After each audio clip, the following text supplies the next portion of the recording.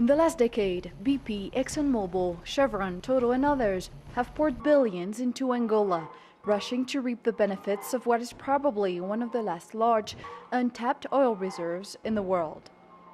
Their reserves have increased steadily over the last few years.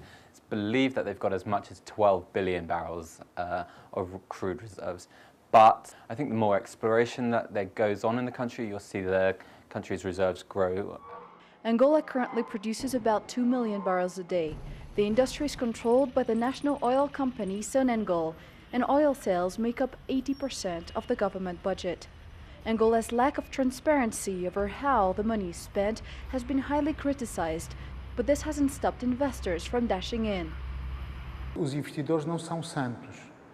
The investors are not saints, they're people who are here to do lucrative business, so they accept these conditions that are imposed on them.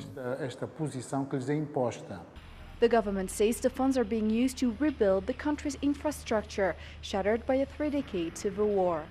But so far, development has been limited to the capital Luanda, now one of the world's most expensive cities.